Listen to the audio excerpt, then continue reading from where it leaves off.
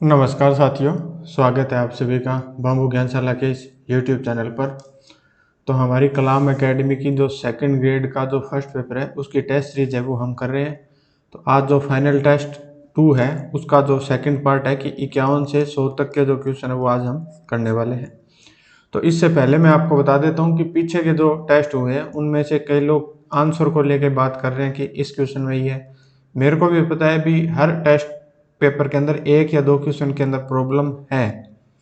तो जो मैं आपको आंसर बता रहा हूँ वो कलाम एकेडमी के जो आंसर है वही बता रहा हूँ। आपके पास जो नोट्स है आप उनसे एक बार चेक है वो जरूर कर लें। कई बार क्या है कि वो कलाम एकेडमी का जो भी टेस्ट तैयार करता है उनसे भी मिस प्रिंटिंग हो जाती है, प्रॉब्लम हो जाती है। मैं अगर एक एक क्वेश्चन को अगर हम चेक करके डिस्कस करने लगे तो फिर टाइम ज़्यादा लगेगा, और अभी जो टाइम है वो इतना ज़्यादा नहीं बचा हुआ है। अगर हमने पहले सिलेबस कर रखा होता, भी हमने कंप्लीट सिलेबस करवाया हुआ होता, फिर तो हम एक एक चीज़ को चेक करते रहते, डिस्कस करते रहते। तो इसलिए आप जितना टाइम बचाएं उसके अंदर आप रिवीजन कीजिए, और ये जो टेस्ट है ये अपना हौसला बढ़ाने के हिसाब से दीजिए। ज़्यादा टेंशन लेने की ज़रूरत नहीं है। मेरे को भी पता है भी एक दो जो क्वेश्चन है उनके अंदर आंसर को लेके प्रॉब्लम है, किसी में पूछ नहीं रखा, आंसर जो नहीं के अनुसार है और उत्तर है वो सही का दिया हुआ है। तो इस हिसाब से एक दो क्वेश्चन के अंदर प्रॉब्लम है। मेरे ध्यान में जो हैंड टू हैंड आ जाती है वो तो मैं सही करके दे देता हूँ, बाकी जिनमें प्रॉब्लम रह जाती है ज़्यादा नहीं है, एक टेस्ट के अंदर एक या दो क्वेश्चन ही है मुश्किल से, बाकी मैं है वो चेंज कर देता हूँ। इसलिए तो मैं टेस्ट सीरीज के है वो हैंड टू हैंड अपलोड नहीं करता, उसको 3-4 दिन रुक के अपलोड करता हूँ, ताकि जो भी कलाम अकेडमी आंसर चेंज करे वो कर दे। एक जिसके अंदर जो चांद बावड़ी को लेकर है कि अब्बा नेरी दोसा है, वो सबको ही पता है, लेकिन उन्होंने जो कलाम एकेडमी के नोट्स है उनके अंदर चांद बावड़ी जोधपुर और चंद कुंवर के चंदन कुंवर है या चंद कुंवर है ऐसे निर्माण करता है वो बताया गया है कलाम एकेडमी के नोट्स के अनुसार। तो उन्होंने उस हिसाब से उस क्वेश्चन का आंसर है वो उठाया है। तो इस चीज़ को आप है वो देख लेना। बाकी अगर अभी जो फाइनल एग्जाम है वो सितंबर में होने वाला है, तो अब मैं अगर उन टेस्ट के एक एक क्वेश्चन को लेकर अपने खोलने लग गया तो फिर टाइम ज़्यादा वेस्ट होगा। इसलिए आप रिवीजन पे ध्यान दें। आपका अगर एग्जाम में एक आधा क्वेश्चन ऊपर नीचे हो भी जाए तो आप ज़्यादा उसका टेंशन मत लेना, क्योंकि खुश होके ही शांति से एग्जाम करोगे तो 2-4 क्वेश्चन एक्स्ट्रा ही राइट होंगे। तो इसलिए इन टेस्ट सीरीज को ज़्यादा सीरियस ना लें। कईयों के नंबर है वो कम आ रहे हैं, वो करेगा जी हमारे तो बहुत ज़्यादा कम आ रहे हैं, 40% ही नहीं बन रहे। तो वो मुझे भी पता है भी 40% नहीं बन रहे, कुछ तो इस टेस्ट का भी लेवल ज़्यादा है, और बाकी सेकंड ग्रेड के अंदर सिलेबस बहुत ज़्यादा है, हद से ज़्यादा है, तो उसका अब कुछ कर नहीं सकते। तो इसलिए है वो थोड़ा सा कंट्रोल है वो जरूर के। चलिए फिर आज का हम टेस्ट है वो कंटिन्यू करते हैं। लास्ट क्लास के अंदर अपने 50 तक कर लिए थे, आज हम 51 से है वो स्टार्ट है वो करते हैं। और दूसरी बात, जो रेगुलर जुड़े हुए हैं, अब जो लास्ट जो मैंने फर्स्ट पार्ट अपलोड किया है अब तक है उसके ऊपर 60 लोगों ने लाइक किया है। तो मतलब मैं ये मान के चलता हूँ भी अपने चैनल से करीब 2200 लोग हैं अभी जुड़े हुए हैं, तो 60 लोग ही है वो ढंग से तैयारी है वो कर रहे हैं। क्योंकि जो वीडियो देखने वाले लोग हैं वो तो हज़ारों में है, तो लाइक 60 लोगों ने कराया, तो मेरा मानना ये है भी 60 लोग हैं उनकी तैयारी है वो अच्छी चल रही है, या 60 लोगों ने टेस्ट है वो ढंग से दिया है। बाकी टेस्ट देने वाले तो लोग हैं वो जो 60 लाइक किए उसके अंदर लगभग 170 के करीब है जिन्होंने वीडियो वो कंप्लीट देखी है। बाकी वैसे थोड़ी थोड़ी देख के छोड़ने वाले तो हज़ारों में हैं लोग, लेकिन आप लोग हैं वो जो ढंग से तैयारी कर रहे हैं वो लाइक कर दीजिए। और आगे सेकंड ग्रेड आ चुकी है तो आप इसको हल्के में ना लें। ये टेस्ट ये जो एग्ज़ाम है ये शांति से खुशी से दें, और नेक्स्ट है उसके अंदर जी जान है वो पूरी लगा दें। और जिनकी तैयारी अच्छी है वो इस बार ही सिलेक्शन ज़रूर लें। मैं उम्मीद करता हूँ कि आपका सिलेक्शन है वो इसी बार हो जाए। आप जो इस साल जो दिवाली मनाएं वो अपने सिलेक्शन के साथ मनाएं, ताकि आपकी दिवाली है वो बहुत अच्छी हो। तो चलिए कंटिन्यू करते हैं 51 नंबर क्वेश्चन से। 1921 में हुई चांदखेड़ी नामक घटना का संबंध किस किसान आंदोलन से था? बेगू किसान आंदोलन, दूध व खारा किसान आंदोलन, शेखावाटी किसान आंदोलन, मारवाड़ किसान आंदोलन। तो इसका जो संबंध है वो बेगू किसान आंदोलन से था। नेक्स्ट है कि इनको सुमेलित हमें करना है कि कौन सी की स्थापना है वो कब हुई है, तो उस हिसाब से हमें इनको है वो देखना है। तो मारवाड़ हितकारिणी सभा 1923, मारवाड़ लोक परिषद 1938, महिला आश्रम भीलवाड़ा 1944, अखिल भारतीय देशी राज्य लोक परिषद 1927। तो महिला आश्रम भीलवाड़ा है, इससे आप याद रख लेना कि जो हमारा देश आज़ाद हुआ था 1947 में हुआ था, तो ये उसके आसपास ही बनाया गया था। तो ये 1944 है, वो दे रखा है। तो एक अगर आपको अगर राइट हो जाएगा तो आपको देखेंगे कि सी का 3 का सी आ गया, तो अब 2 ऑप्शन पे ही आ जाएगा। और जैसे ही आपको पता है इसमें से और का लग गया है मारवाड़ हितकारिणी सभा 1923, तो ए नंबर ऑप्शन है वो आप राइट है वो जल्दी से कर पाओगे। तो इस तरीके से एग्जाम है उसको थोड़ा समझ के क्वेश्चन है वो अटेम्प्ट करना। नेक्स्ट आता है कि निम्न में से कौन सा युगम प्रजामंडल और नेता है वो सुमेलित नहीं है। भरतपुर गोपीलाल यादव, बूंदी हीरालाल कोठारी, अलवर भवानी शंकर शर्मा, कोटा नेनूराम शर्मा। तो जो सुमेलित नहीं है वो हमें बताना है, तो इसका है बूंदी हीरालाल कोठारी। नेक्स्ट है 54 नंबर कि संस्कृति के वैश्विक प्रभाव के साथ साथ स्थानीय प्रभाव का मिश्रण कहलाता है। तो इसका जो आंसर है वो कलाम एकेडमी ने स्टार लगा के छोड़ दिया है। तो इसका आंसर जो आप अपने अनुसार वो अपने नोट्स के अनुसार है वो चेक कर लेना, उस हिसाब से देख लेना। मैं जो आपको आंसर बता रहा हूँ कलाम एकेडमी के आधार पर ही बता रहा हूँ, क्योंकि उनकी टेस्ट सीरीज है तो आंसर भी उनके ही होने चाहिए। अगर एग्जाम में टाइम पड़ा होता 1.5-2 महीने, फिर तो अपने भी जो क्वेश्चन है उनमें जो डाउट होती है उनको हम देख लेते। अब नेक्स्ट क्वेश्चन है कि वैश्वीकरण के प्रभाव से संबंधित निम्नलिखित में से असत्य कथन है। 1 नंबर है कि वैश्वीकरण में विप्रादेशीकरण तथा उपभोक्तावाद में वृद्धि हुई है। 2 नंबर है वैश्वीकरण में संस्कृति के सहजातीयकरण में कमी हुई है। 3 नंबर है कि वैश्वीकरण के प्रभाव व्यक्तिगत के साथ साथ सार्वजनिक भी होते हैं। 4 नंबर है कि वैश्वीकरण में अंतर्राष्ट्रीय व्यापार व बरहम स्त्रोतन में वृद्धि हुई है। तो इसके अंदर असत्य कथन है, तो इसका आंसर हो जाएगा 2 नंबर।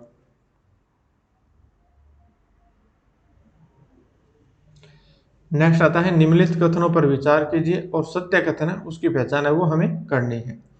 ए नंबर कथन है कि राजस्थान के मंत्री अपना पद ग्रहण करने से पूर्व राज्यपाल के समक्ष अनुच्छेद 164(3) में दिए प्रारूप के अनुसार पद व गोपनीयता की शपथ है वो ग्रहण करते हैं। बी है कि अनुच्छेद 164(2) के अनुसार मंत्री राज्यपाल के प्रसाद पर्यंत अपना पद धारण करते हैं।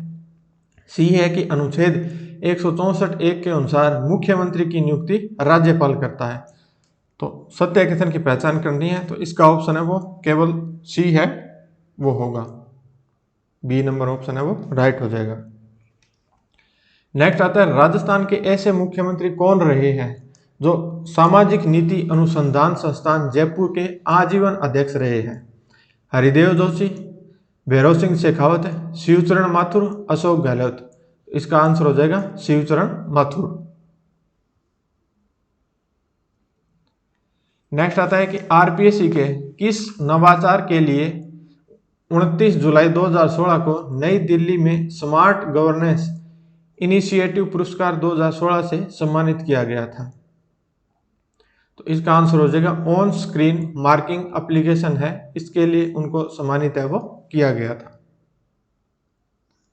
नेक्स्ट है कि राजस्थान के मुख्यमंत्री व मुख्य सचिव के संबंध में सही सुमेलित नहीं है।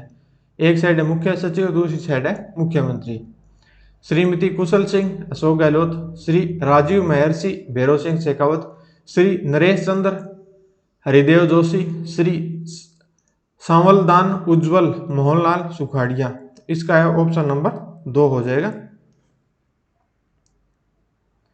नेक्स्ट है कि राजस्थान राज्य मानवाधिकार आयोग प्रक्रिया विनियम 2001 किस तिथि को लागू हुए थे। तो ये हुआ था 19 जनवरी 2001 को।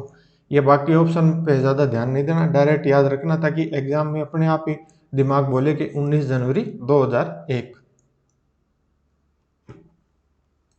नेक्स्ट आता है राजस्थान पंचायती राज अधिनियम 1994 के अनुसार एक वित्तीय वर्ष में ग्राम सभा की कितनी न्यूनतम बैठकें होना आवश्यक है। 1, 2, 3, 4। तो न्यूनतम जो बैठ के होना आवश्यक है वो 2 बैठ के होना आवश्यक है। नेक्स्ट आता है राजस्थान विधानसभा की विभिन्न समितियों के वर्तमान अध्यक्ष के संदर्भ में सूचियों का मिलान है वो करना है। एक साइड समिति है, दूसरी साइड अध्यक्ष है। तो लोक लेखा समिति, तो इसका कौन हो जाएगा, ये हो जाएगा 2 नंबर टीकाराम जूली। उसके बाद में आ जाएगा प्राक्कलन कै समिति, तो इसका कौन हो जाएगा, इसका हो जाएगा 4 नंबर अर्जुन लाल जिनगर। फिर आ जाएगा प्राक्कलन खय समिति, तो इसका हो जाएगा 1 नंबर। फिर आएगा राजकीय उपक्रम समिति, तो इसका हो जाएगा 3 नंबर कालीचरण श्राफ। तो 24-13, तो 2, 4, 24, 13, 2 नंबर ऑप्शन है वो इसका राइट आंसर हो जाएगा। राजस्थान में वर्ष 2024 में कितने अध्यादेश जारी किए गए हैं? 0, 1, 2 और 3। तो वर्ष 2024 में कितने अध्यादेश जारी किए गए हैं? वो किए गए हैं 3। नेक्स्ट आता है कि संविधान सभा की क्रेडिशियल समिति के अध्यक्ष कौन थे? के.एम. मुंशी, जी.वी. मावलकर, अलादी कृष्णा स्वामी अय्यर, राजेंद्र प्रसाद। तो इसका आंसर हो जाएगा 3 नंबर।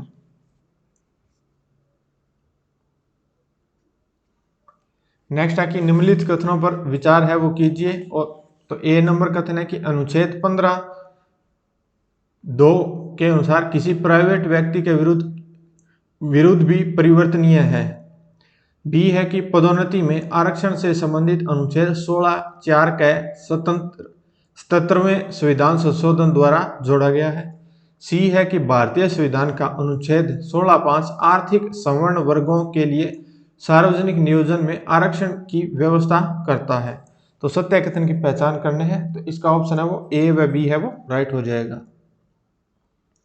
नेक्स्ट आता है कि निम्न में से किस वाक्यांश का प्रयोग संविधान के भाग 4A में नहीं किया गया है? ए है कि सामाजिक संस्कृति, बी है वैज्ञानिक दृष्टिकोण, सी है समरसता और समान भ्रातृत्व, 4 नंबर है लोक कल्याण। तो इसका आंसर हो जाएगा लोक कल्याण। नेक्स्ट आता है निम्नलिखित में से कौन सा युग्म सही है? मालखेत मध्य अरावली, धोनिया डूंगर मध्य अरावली, नाग पहाड़ दक्षिणी अरावली, रघुनाथगढ़ उत्तर पूर्वी अरावली। तो इसका आंसर हो जाएगा 4 नंबर रघुनाथगढ़ उत्तर पूर्वी अरावली। नेक्स्ट आता है सूची 1 व 2 को सम्मिलित कीजिए। एक साइड जिला है, दूसरी साइड नदियां हैं। तो उसके अंदर उदयपुर है, तो उदयपुर के अंदर कौन सी आएगी? तो उदयपुर के अंदर 3 नंबर आ जाएगी वाकल और साबरमती। फिर आएगी बूंदी, तो बूंदी के अंदर आ जाएगी 4 नंबर कुराल। फिर आएगा भरतपुर, तो भरतपुर के अंदर कौन सी आ जाएगी? गंभीरी व पार्वती। फिर बच गया अलवर, अलवर के अंदर 1 नंबर हो जाएगा साबी तथा सोटा, यानी 34-21 है वो इसका आंसर हो जाएगा। तो इसके अंदर 34-21 4 नंबर ऑप्शन है वो इसका राइट आंसर हो जाएगा। अब निम्नलिखित विशेषताओं के आधार पर राजस्थान के वन प्रकार को पहचानिए। ये वन सामान्यतः उदयपुर में तथा कोटा, बूंदी, चित्तौड़गढ़ तथा सिरोही जिलों के कुछ भागों में पाए जाते हैं। इन वनों में सामान्यतः धोकड़ा, गुल्लर, आम, पलास, सेमल आदि वृक्ष पाए जाते हैं। यह वन 300 से 1200 मीटर की ऊंचाई पर पाए जाते हैं। तो इसका आंसर है वो हो जाएगा 3 नंबर की मिश्रित पतझड़ी वन। नेक्स्ट आएगा निम्नलिखित में से 2022-23 में राजस्थान के किस जिले की प्रति हेक्टेयर ज्वार की उत्पादकता सर्वाधिक थी? राजसमंद, करौली, भीलवाड़ा और चित्तौड़गढ़। तो इसका आंसर हो जाएगा 4 नंबर चित्तौड़गढ़। कि 2022-23 में राजस्थान के चित्तौड़गढ़ जिले की जो प्रति हेक्टेयर ज्वार की उत्पादकता है वो सर्वाधिक थी। नेक्स्ट आता है कि किस चीनी मिल में डिस्टलरी है? The Mewar sugar mill, the Keshorai Patan sugar mill, Udaipur sugar mill, Ganganagar sugar mill. तो इसका आंसर हो जाएगा 4 number Ganganagar sugar mill. Next आता है कि सूची 1 और 2 को दो के साथ सुमेलित कीजिए तथा नीचे दिए गए कूट से सही उत्तर का चयन है वो करना है। तो 1 और 2 को हमें सुमेलित है वो करना है। तो जो गेटोर है वो कहाँ है, तो जयपुर में है, तो इसका हो गया 4 नंबर। उसके बाद में जग मंदिर है तो ये उदयपुर में है। उसके बाद में सूरज छतरी है, ये कहाँ है, तो सूरज छतरी है वो बूंदी के अंदर है। उसके बाद में नथमल की हवेली है, नथमल की हवेली कहाँ है, तो ये जैसलमेर में है। सोनी जी की नसियाँ हैं, ये कहाँ है, ये अजमेर में है। तो 41, 25, 3, 41, 25, 3 यानी 2 नंबर ऑप्शन है वो इसका राइट आंसर है वो हो जाएगा। नेक्स्ट क्वेश्चन है कि पशु गणना 2019 के अनुसार निम्नलिखित में से कौन सा सुमेलित नहीं है। एक साइड है पशुधन, दूसरी है भारत में राजस्थान का प्रतिशत।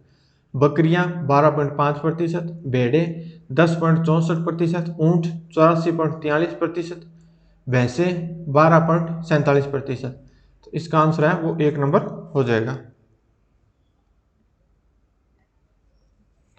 नेक्स्ट है कि राजस्थान जनगणना 2011 के अनुसार निम्न में से राज्य के अधिकतम व न्यूनतम ग्रामीण लिंगानुपात वाले जिले क्रम से है। बांसवाड़ा व जैसलमेर, राजसमंद व धौलपुर, जयपुर व गंगानगर, प्रतापगढ़ व भरतपुर। तो इसका आंसर हो जाएगा 2 नंबर राजसमंद व धौलपुर।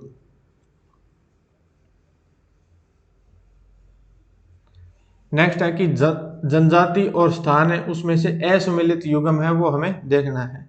गरासिया, अबूरोड, डामोर, सूरतगढ़, सहरिया, किशनगंज, सांची, भरतपुर। तो असुमेलित है वो हो जाएगा डामोर। नेक्स्ट आता है कि कोपेन के जलवायु वर्गीकरण के आधार पर निम्न में से असुमेलित युग्म है। एक साइड तो है लेटर और दूसरी साइड है उनका जो अर्थ है, मीनिंग है वो हमें देखना है। ए का है तो असुमेलित हमें चेक करना है। ए है उष्ण आर्द्र, एस है वो शीत शुष्क, डब्ल्यू है वो पूर्ण शुष्क, जी है वो गंगा तुल्य जलवायु। असुमेलित है वो 2 नंबर ऑप्शन हो जाएगा, एस शीत शुष्क, ये असुमेलित है। नेक्स्ट आता है कि निम्नलिखित पर हमें विचार है वो करने हैं। ए नंबर है कि बस्तर पठार व कालाहाड़ी पठार बघेल खंड पठार का अभिन्न हिस्सा है। बी है कि पिटली द्वीप अरब सागर में स्थित है। सी है सह्याद्री का उत्तरी भाग लावा से ढका हुआ है। उसके बाद में डी है मिलाम, कंचनजंगा तथा जेमू महान हिमालय के प्रमुख ग्लेशियर हैं। तो अब हमें सही देखने हैं, तो सही कौन से हो जाएंगे, इसका 3 नंबर ऑप्शन राइट है कि बी, सी व डी है वो सत्य है। नेक्स्ट आता है अलियाबेट अपतटीय तेल क्षेत्र स्थित है। कच्छ की खाड़ी में, मन्नार की खाड़ी में, खंबात की खाड़ी में, बंगाल की खाड़ी में। तो इसका आंसर हो जाएगा खंबात की खाड़ी में।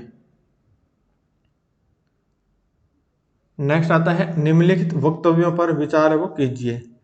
घाट प्रभाव है, तुंगभद्रा इसकी प्रमुख सहायक नदियां हैं। बी, यह नदी तेलंगाना पठार व रायसीमा पठार के मध्य प्रवाहित होती है। सी है यह नदी महाबलेश्वर के निकट से उद्गमित होती है। उपयुक्त विशेषताएं कौन सी नदी को इंगित है वो करती है, तो ये विशेषताएं हैं ये कृष्णा नदी को इंगित है वो करती है। नेक्स्ट 80 नंबर क्वेश्चन है कि ISFR 2023 के अनुसार निम्न में से कौन सा भारतीय राज्य अपने कुल भौगोलिक क्षेत्र के 85% से अधिक भाग पर वनावरण रखता है। 1 नंबर है अरुणाचल प्रदेश, 2 नंबर है मेघालय, 3 नंबर है मध्य प्रदेश, 4 नंबर है मिजोरम। तो 2023 की जो रिपोर्ट है उसके अनुसार 85% से अधिक भाग पर रखता है वो है मिजोरम। नेक्स्ट आता है कि भारतीय मानसून के संबंध में निम्नलिखित में से कौन सा सही नहीं है। 1 नंबर है कि भारतीय मानसून एक ग्रहीय पवन है। 2 नंबर है कि भारतीय उपमहाद्वीप में हर 6 माह में हवाओं का क्रम पूर्णतः उलट जाता है। तिब्बत का पठार मानसून के आगमन को प्रभावित करता है। हमें देखना है सही नहीं है।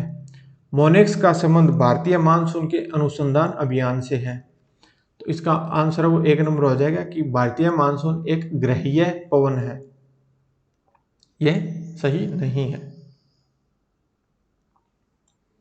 नेक्स्ट आता है यूरोप महाद्वीप स्थित निम्न पर्वत श्रेणियों का पूर्व से पश्चिम की ओर व्यवस्थित क्रम की पहचान वो करनी। तो इसका आंसर है वो 1 नंबर है वो हो जाएगा। इनसे आप है वो रट्टे ही मारना पड़ेगा, इसका तो कोई तरीका नहीं है। नेक्स्ट है कि विश्व जनसंख्या वितरण के संबंध में निम्न में से सत्य कथन नहीं है। 1 नंबर ऑप्शन है दक्षिणी एशिया में सबसे बड़ा मानव समूह निवास करता है। 2 नंबर है 50 डिग्री उत्तरी अक्षांशीय यूरोपीय जनसंख्या की धुरी है। 3 नंबर ऑप्शन है दक्षिणी अमेरिका में विश्व का दूसरा सघन जनसमूह निवास करता है। 4 नंबर है विश्व की 90% जनसंख्या उत्तरी गोलार्ध में निवास करती है। तो इसका जो आंसर है वो हो जाएगा 3 नंबर की दक्षिणी अमेरिका में विश्व का दूसरा सघन जनसमूह निवास करता है। यह सत्य नहीं है।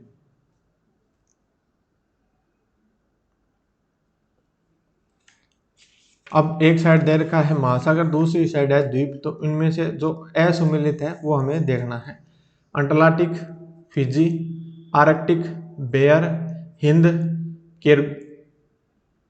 केरगुलियन केरगुलियन 4 नंबर है प्रशांत, तो गुआम। तो इसका आंसर है वो हो जाएगा 1 नंबर एटलांटिक, फिजी, ये असुमिलित है। नेक्स्ट आता है निम्नलिखित पवनों में से कौन सी सहारा मरुस्थल से संबंधित है। हबूब, बोरा, फान, ब्रग। तो इसका आंसर हो जाएगा हबूब। नेक्स्ट क्वेश्चन है कि विश्व जलवायु परिवर्तन से संबंधित विभिन्न सम्मेलनों को कालक्रम के अनुसार व्यवस्थित है वो करना है। दुबई सम्मेलन, बाकू सम्मेलन, शर्म अल शेख सम्मेलन, ग्लासगो सम्मेलन। तो इसका आंसर है वो है 2 नंबर DCAB। तो DCAB इस अनुसार आंसर वो होगा। नेक्स्ट आता है वर्ल्ड माइग्रेशन रिपोर्ट 2024 के अनुसार 2020 में पुरुष तथा महिला अंतर्राष्ट्रीय प्रवासियों का प्रतिशत क्रमशः था। तो इसका आंसर हो जाएगा 2 नंबर ऑप्शन 51.9% तथा 48.1%।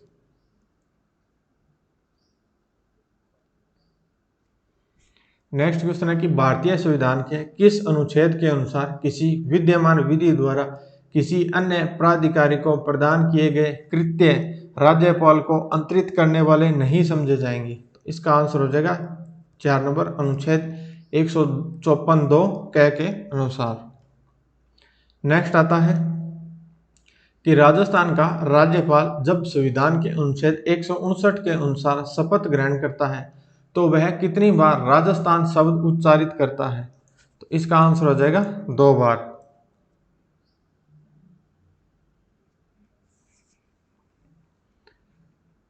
नेक्स्ट क्वेश्चन है कि भारत के संविधान के अनुच्छेद 60 के अनुसार राष्ट्रपति द्वारा शपथ या प्रतिज्ञान के शब्दों का निम्नलिखित में से सही क्रम क्या है।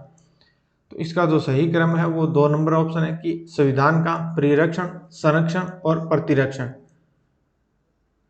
मैं बाकी ऑप्शन इसलिए नहीं बोल रहा हूँ क्योंकि आपको फिर कंफ्यूजन है वो ना हो कि दिमाग में ये राइट ऑप्शन है ये ही रहे कि कल को अगर एग्जाम में क्वेश्चन आए तो प्रतिरक्षण है ये सबसे लास्ट में है, संरक्षण है ये बीच में है, परिरक्षण है ये सबसे पहले है।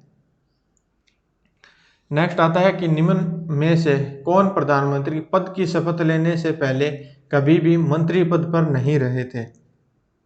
इंदिरा गांधी, मोरारजी देसाई, वीपी सिंह और चंद्रशेखर।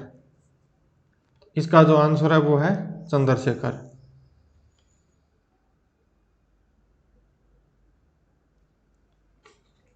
नेक्स्ट है कि भारत शासन अधिनियम 1919 के प्रावधानों अनुसार केंद्रीय कार्यकारिणी परिषद में 10 वर्ष का अनुभव रखने वाले भारतीय उच्च न्यायालय के वकीलों को परिषद का कानूनी सदस्य बनाने के योग्य माना गया। इस प्रकार पहले भारतीय कानूनी सदस्य कौन बने। 1 नंबर है मोतीलाल नेहरू, 2 नंबर है तेज बहादुर सप्रू, 3 नंबर है सच्चिदानंद सिन्हा, 4 नंबर है शंकरन नायर। तो इसका आंसर हो जाएगा तेज बहादुर Sapru.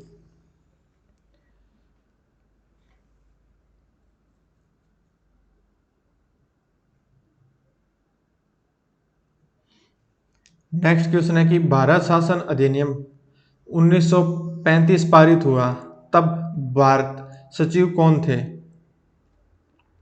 Samuel Hoare, Lord Wellington, Lawrence Indus, Frederick white.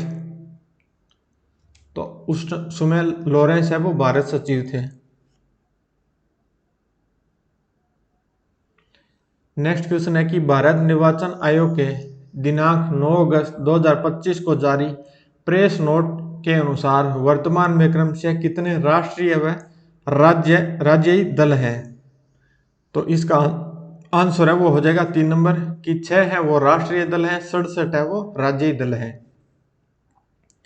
उसके बाद में 95 नंबर क्वेश्चन है कि federation of India chambers of commerce and industry FICCI की स्थापना किस वर्ष की गई थी? तो फिक्की की जो स्थापना है वो 1927 के अंदर की गई थी।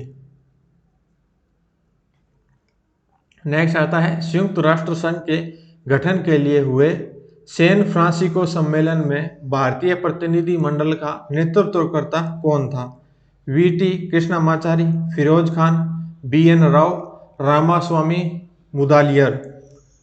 तो इसका जो नेतृत्वकर्ता था वो रामास्वामी मुदालियर था।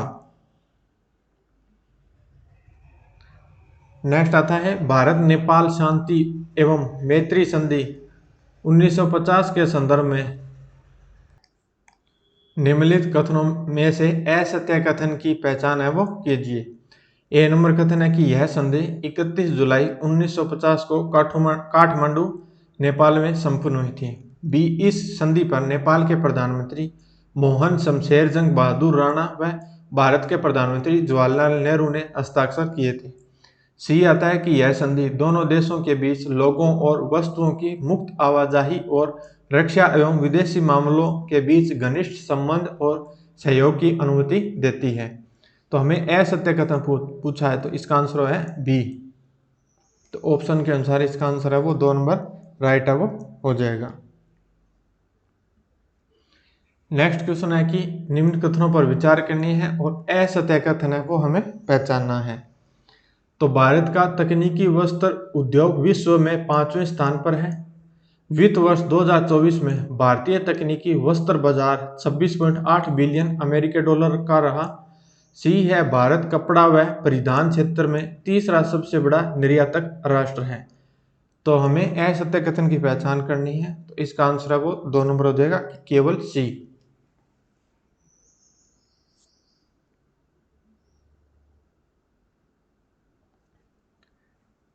नेक्स्ट आता है कि सूक्ष्म व लघु उद्यमों के लिए क्रेडिट गारंटी योजना के संबंध में निम्नलिखित कथनों पर विचार है वो हमें करना है और सत्य कथन है उसका हमें चयन है वो करना है। इस योजना के तहत क्रेडिट गारंटी फंड के स्वरूप 9,000 करोड़ रुपए का प्रावधान किया गया है। 2 नंबर है कि इस योजना के तहत सूक्ष्म एवं लघु उद्योगों के लिए 5 लाख करोड़ रुपए तक ऋण आवंटन का लक्ष्य रखा गया है। तो इसका जो आंसर है वो हो जाएगा 1 नंबर की केवल ए है वो सही है। नेक्स्ट आता है कि निम्नलिखित में से किस वर्ष भारत का विदेशी व्यापार शेष धनात्मक रहा है? 76-77 में, 84-85 में, 89-90 में, 58-59 में। तो भारत का जो विदेशी व्यापार शेष धनात्मक रहा है वो 76-77 के अंदर धनात्मक है रहा है। उसके अलावा हम नेगेटिव में ही रहते हैं। तो यहाँ तक पहुँचे हैं इसका मतलब आप सेकंड ग्रेड की तैयारी में इंटरेस्टेड हैं। मेरी कोशिश यही है कि आप लोगों को जो बचे हुए जो टेस्ट हैं वो भी जल्द से जल्द अपलोड है वो मैं कर दूंगा। तो यहाँ तक पहुँचे हैं तो लाइक ज़रूर करके जाएं और जिन्होंने सब्सक्राइब नहीं किया वो सब्सक्राइब कर लें। मिलते हैं नेक्स्ट वीडियो में, तब तक के लिए जय हिंद जय भारत।